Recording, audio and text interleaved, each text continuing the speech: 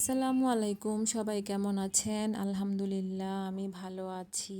বৃষ্টির দিনগুলো কেমন কাটছে? আমার তো খুবই বাজে কাটছে, কারণ বৃষ্টি যতই হোক বাচ্চাকে নিয়ে স্কুলে যেতে হচ্ছে। তবে আজকে সকালে উঠেই বলছিলাম আল্লাহ যাওয়ার সময় যাতে বৃষ্টিটা না থাকে, কারণ যাওয়ার পরে বৃষ্টি হলে তেমন একটা সমস্যা নেই, কিন্তু যাওয়ার সময় বৃষ্টি হলে গাড়ি তো পাওয়া যাবে না।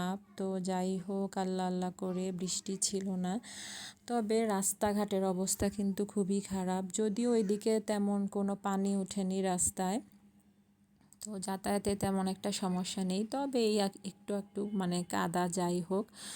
তো আসার সময় নাস্তা কিনে নিয়ে এসেছিলাম। আমি সব সময় স্কুলের সামনে কিছুটা এগিয়ে একটা দোকান থেকে সব সময় নাস্তা কিনে আনি। তো যাই হোক, নাস্তা কিনে আনার পর সবাই মিলে নাস্তা করলাম, আরিশার আব্বুও করলো।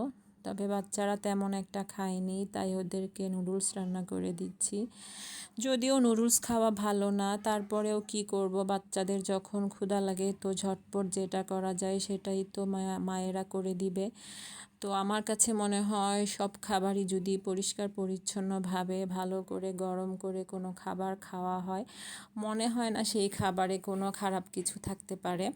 তো যাই হোক, বাচ্চাদেরকে নুডলস রেডি করে দিলাম। তো তারা আজকে সস দিয়ে খাবে, তাই সস দিয়েই দিলাম। তো এখানে আমি চা করে নিচ্ছি। তো আরেকটা প্যারা হচ্ছে, কাপড় চোপড় নিয়ে খুব ঝামেলায় আছি। আমার তো একটা প্রবলেম আছে, প্রবলেম বলতে আমার প্রতিদিন কাপড় না ধুলে শান্তি লাগে না। তো অনেকে আছে বৃষ্টিতে কাপড় চোপড় একদম জমিয়ে রাখে, তো আমি হচ্ছি উল্টো। আমার কাপড় শুকাক বা না শুকাক, আমি প্রতিদিন এক বালতি কাপড় ধুবো, এটা আমার অভ্যাস। তো যাই হোক, সব গুছিয়ে এখন রান্না করতে চলে এসেছি। আজকে আমি একটা মজার আইটেম করব, তো চেপা শুটকি ভাজি করব।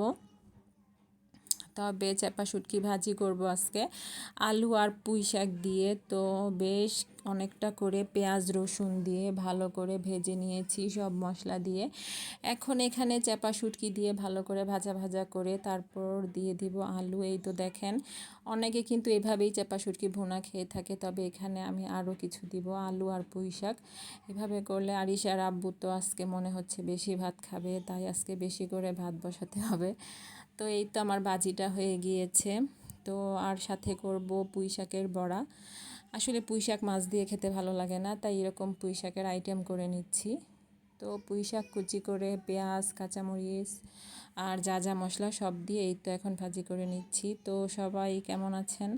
সবাই ভালো থাকবেন, আমার ভিডিওটি বেশি বেশি লাইক কমেন্ট শেয়ার করবেন।